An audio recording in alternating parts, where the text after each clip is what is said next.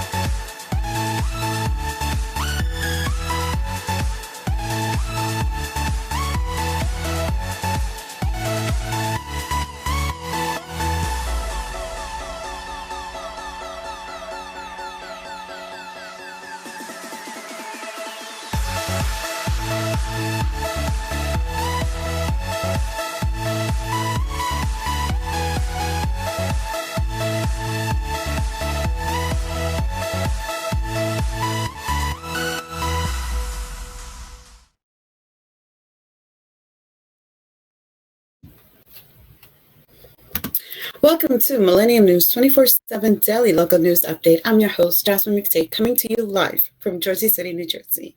Now, the details at this time. Our first story of the hour. Ryan Smalls was trying to keep his ex-wife from moving out of state with their son early last winter when he found out the 16-year-old boy had been secretly married off to another teen with his mother's permission, in a apparent bid to end the custody battle. A few months earlier, Erin Carvier was embroiled in a battle with her ex-husband over whether their 16-year-old girl would remain in Idaho or move to Florida with her father when she learned a similar sham marriage had taken place. The children both slipped through a common legal loophole in child marriage law across the United States. It often only takes one parent to consent to let a 16 or 17-year-old child get married. And once that child is married, custody agreements are moot. It's difficult to determine how many minors are married by a parent seeking to void custody agreements. In part because family court proceedings are often sealed, but Unchained at Last, an organization that seeks to end forced and child marriages, estimate nearly 300,000 minors were married in the U.S. between 2000 and 2018. Our next story. Republican Governor Greg Abbott will face Democrat Beto O'Rourke after voters in Texas open what could be a lengthy, bruising primary session poised to reshape political power from state capitals to Washington. Both easily won their party's nomination for governor on Tuesday. Abbott is now in a commanding position as he seeks a third term, beginning his run with more than $50 million and campaigning on a strongly conservative agenda in America's largest Republican state.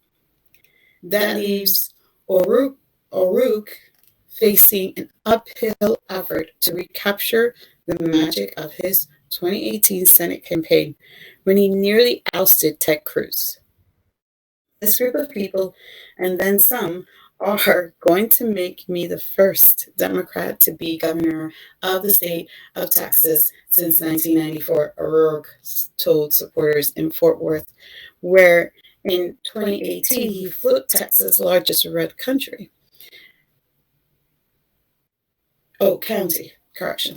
This is on us. This is on all of us. Our next story. The moon is about to get walloped by 3 tons of space junk, a punch that will carve out a crater that could fit several semi-tractor trailers. The leftover rocket will smash into the far side of the moon at 5,800 miles per hour on Friday, away from telescopes' prying eyes. It may take weeks, even months, to confirm the impact through satellite images. It's been tumbling haphazardly through space, experts believe, since China launched it nearly a decade ago. But Chinese officials are dubious it's theirs. No matter whose it is, scientists expect the object to carve out a hole 33 feet to 66 feet across and send moon dust flying hundreds of miles across the barren, pocket-marked surface. Low-orbiting space junk is relatively easy to track. Objects plunging deeper into space are unlikely to hit anything, and these are far-flung pieces are usually soon forgotten, except by a handful of observers who enjoy playing celestial detectives on the side. Our next story, Supreme Court nominee Ketanji Brown Jackson is meeting with congressional leaders Wednesday, taking her first steps towards confirmation as Democrat senators and the White House push for a swift timeline. Jackson met in the morning with Senate Majority Leader Chuck Schumer, Democrat of New York, and after was going to see Senate Republican Leader Mitch McConnell of Kentucky. Later, she will visit with Chairman of Senate Judiciary Committee, Senator Dick Durbin, Democrat of Illinois, and the committee top Republican Senator Chuck Grassley of Iowa. As Schumer and Jackson sat down in the Capitol to talk, he told reporters that he was pleased President Joe Biden chose a nominee with such amazing qualifications and breadth of experience. Jackson, a federal appeals court judge, will make the customary rounds of Senate visits in the coming days as the committee prepares for hearings expected in mid-March. Democrats are hoping they can vote on her confirmation to replace retiring Justice Stephen Breyer by mid-April. And now, a short break of the daily English news of Millennium News 24/7. Stay tuned. Millennium TV, bridging communities worldwide. We broadcast diverse international content from Europe, Asia, Africa, and now right here in the USA. Watch us via Roku on your smart TV. Submit your own content to 1530entertainmentllc@gmail.com. Download the Millennium TV app from the App Store to stream our shows anywhere, anytime. Millennium TV.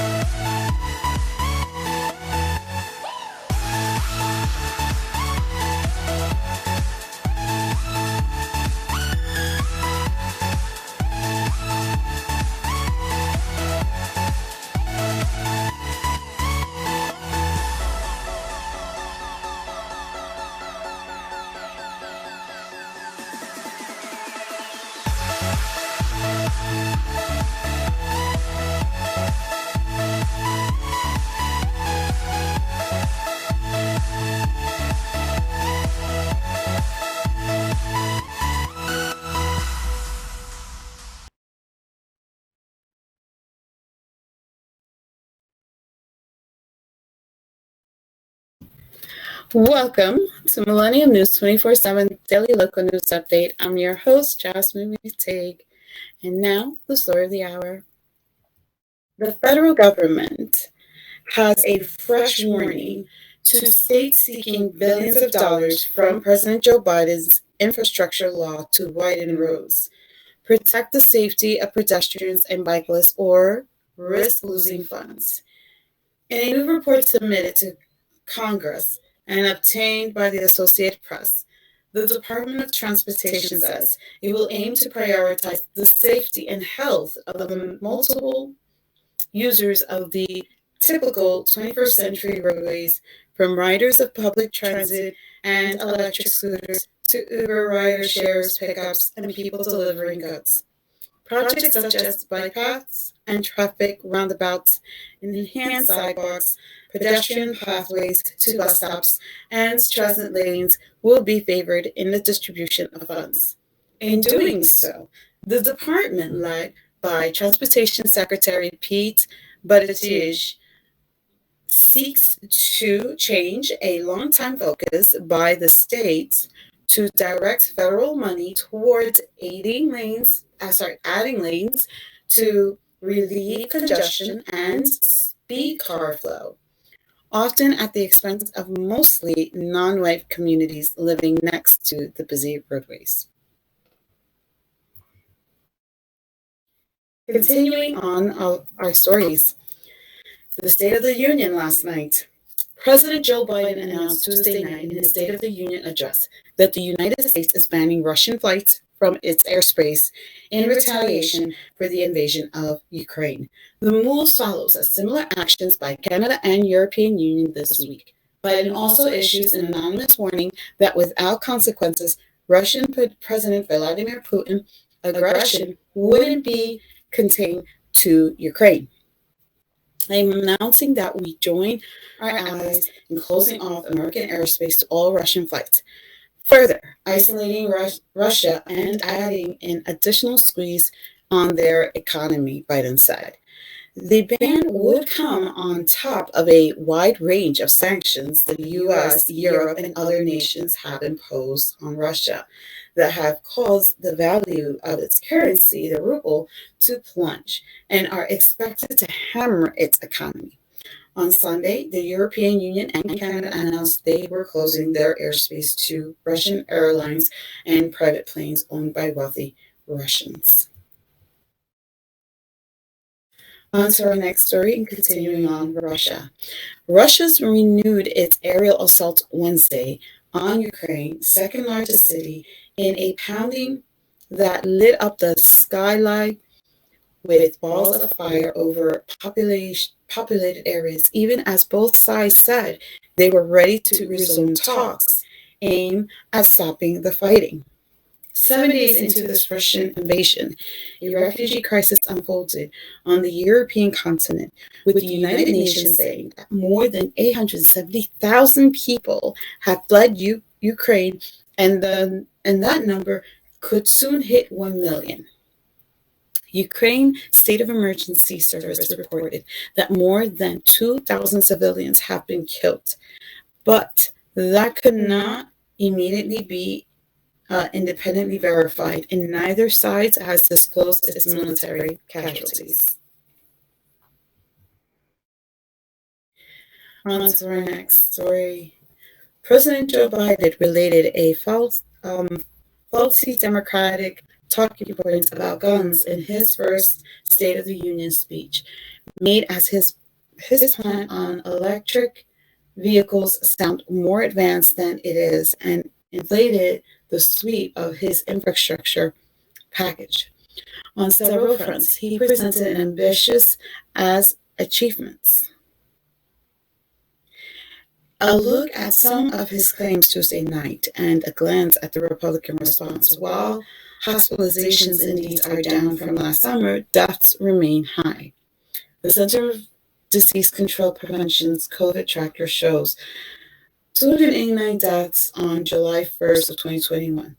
This past Monday, the CDC tracker reported 1,985 deaths.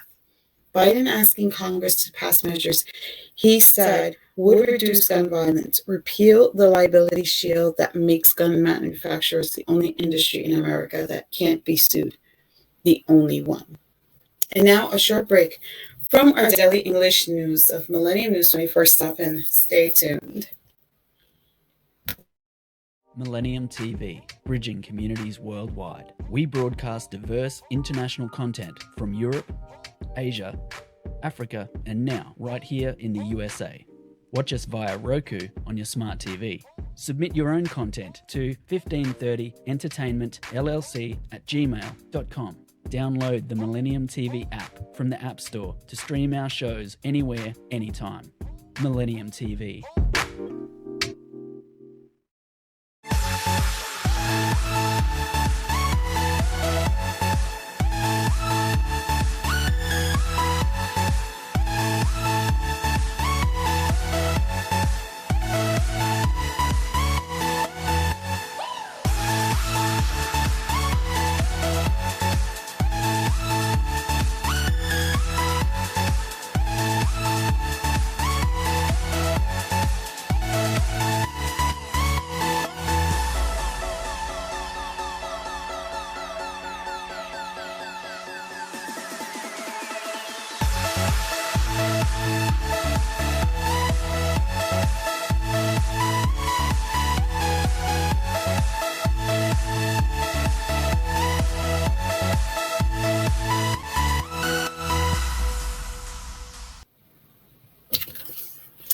Welcome to Millennium News 24/7 Daily Local News Update. I'm your host, Jasmine McTague, coming to you live.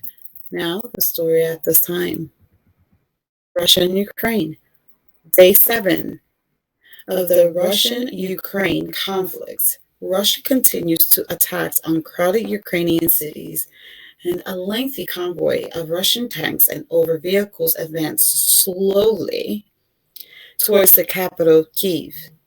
Russia's escalations Wednesday came as President Joe Biden, in his State of the Union speech to Americans, warned that if the Russian leader didn't pay a price for the invasion, the aggression wouldn't stop with one country. He looked at key things to know about the conflict. A Kremlin spokesman, Dmitry Peskov, told reporters that the Russian delegation would be ready Wednesday evening to resume talks with Ukraine officials about the war in Ukraine. Ukrainian Foreign Minister Dmytro Kuleba also said his country was ready. Now, to our next story. Herders and farmers have their feet on the ground but their eyes on the sky. The old saying is still popular in Spain rural communities who face with recurrent droughts have historically paraded sculptures of saints to pray for rain. The saints are out again this year as large swaths of Spain faced one of the driest winters on record. Even as irrigation infrastructure boomed along with industrial farming, the country's ubiquitous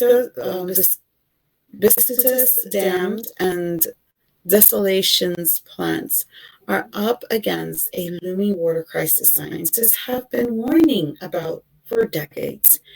We're facing a drastic situation, said Juan Camacho, a farmer in the southern province of Granada, as he looked hopelessly at withered leaves of avocado plants and their fruits, smaller than usual this year. Not far from his orchard, the region's largest reservoir is down to 15% of its capacity, following over 2 months without a drop of rain. And at least half of that, Camacho said, is just muddy water, completely useless. On to our next story.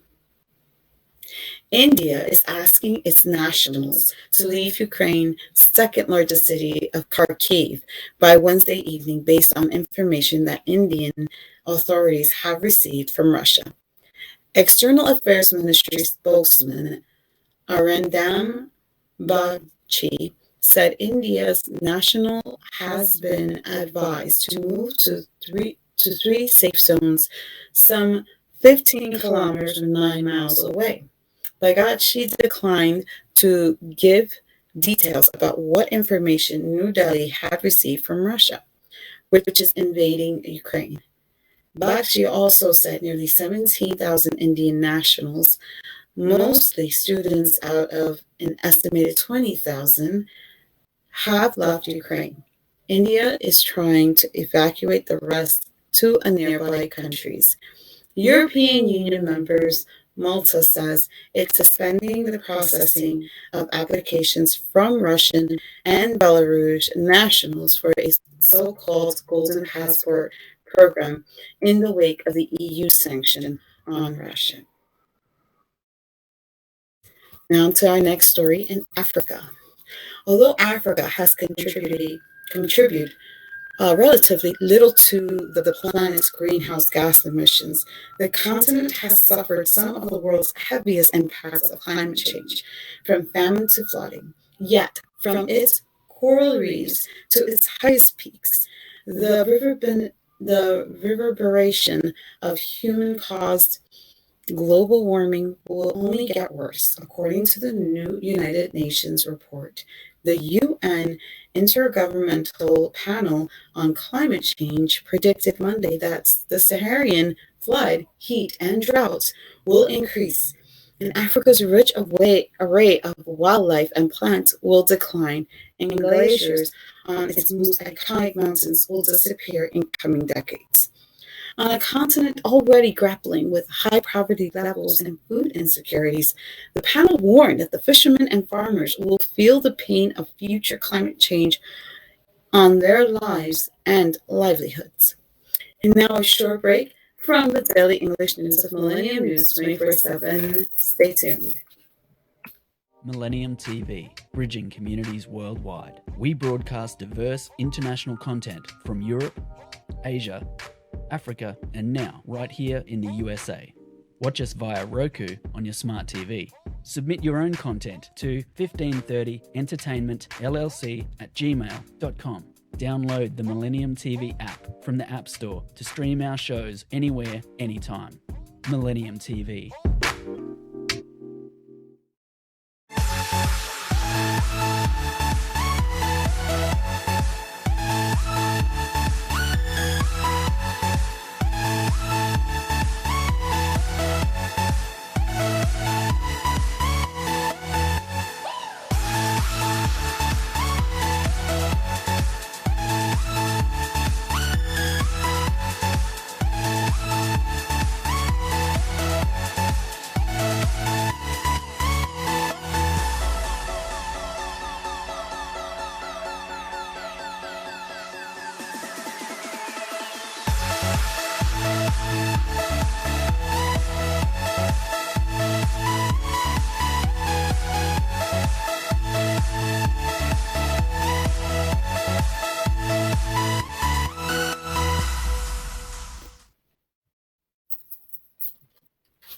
Welcome to Millennium News 24/7 Daily Local News Update. I'm your host, if you're coming on, Jasmine McTague, coming to you live. Now, the story at this time. From Amy Poehler and millions of Americans, I Love Lucy wasn't just something that was on television. It was a show that came with your TV and was on your whole life, she said. But it also one that, in the 65 years since it ended, looms so large as a defining pillar of sitcom comedy that it and the vibrant couple behind the show have been flattened under the weight of words like icon and trailblazer. It was Poehler was especially excited to dive into the world of Lucy Ball and Desi Arnaz for the new documentary Lucy and Desi, streaming on Amazon Prime Video on Friday. Bringing them back to Earth, one of my goals was to really make it feel like we were seeing them again as human people. Poehler said, as nuisance and complex thinkers as we think we are sometimes, our brains need to be reminded that the little people that were on the black and white show on our TV were actually flesh and blood people who had wants and needs like anyone else. Continuing on into the world of entertainment. Lady Gaga Billy Porter and Will and Grace stars Eric McCormick will join Elton John to co-host the Superstar Charity Oscars watch party. It is the 30th year that singers have hosted a viewing party to raise money for his Elton John's AIDS Foundation. This year's event marked a return to an in-person gathering after last year's party was held online due to the pandemic. The watch party, which will coincide with the Academy Awards being held in Los Angeles on March 27th, has raised more than $86 million to date.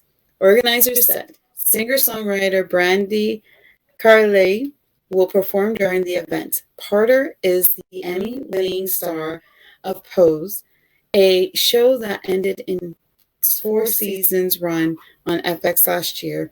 He and Gaga have both attended the Oscars in recent years, wearing stunning looks on the red carpet. McCormick won an Emmy playing Will on NBC's Will and Grace during its original run in the early 2000s and starred in its recent revival. Now into the world of PGA, our next story. Tiger Woods still moves the needle in golf even when he barely plays. The PGA Tour informed players on Wednesday that Woods was the winner of the new $40 million Play Impact program that rewards those who generated the most positive interest in golf measured by 5 metrics. Woods won the $8 million prize over Phil Mickelson, who claimed on Twitter in December that he was the winner. The tour has said the program would be measured through the end of the year. Woods captivated golf in December when he returned from a shattered right leg in February's car accidents to play the PNC Championship with his son Charlie. They finished second.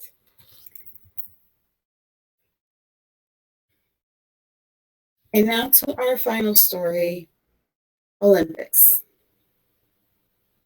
Less than 2 weeks ago, Dmytro Piedirucini was competing at the Winter Olympics in Ukraine national colors. Now he's wearing military uniforms and ballistic helmet. Piedirucini is the world's champion in biathlon, which combines skiing and shooting, and a 3-time Olympian. He returned home from Beijing last week just before Russia launched its invasion of his country. I am currently in my hometown of Ternopil, serving in the National Guards of Ukraine. He posted on his Instagram on Tuesday under the picture in uniform. This photo was taken during air alarm. Piedirucci also made a memorial statement for Yevhen Malyshev, a 19-year-old former athlete of Ukraine junior biathlon team. The exact circumstance of Malyshev's death are unclear, but the International Biathlon Union said Wednesday he died this week serving the Ukrainian military. Piedirucini is one of many athletes who have joined up with the Ukrainian Armed Forces. Tennis player Sergei Skazhovsky had been taking some time away from game after retiring in January following the Australian Open. When Russia invaded, he returned to Ukraine from his home in Hungary to join up. And this was our daily local news update of Millennium News 24/7. Log in to get the latest news. Our all social networking sites, Facebook, Twitter, Instagram, TikTok, is Millennium News 24. Our YouTube is News Channel M24. Viewers now on both network broadcasting Android, iOS devices, Apple TV, Roku TV, Amazon Fire TV, also all our smart TV platforms. Please enjoy our entertainment and latest news and views. Our Millennium TV app, Millennium TV USA and Android, and Millennium News Google, www.millenniumnews24.com. Stay with Millennium News 24, and thank you for watching.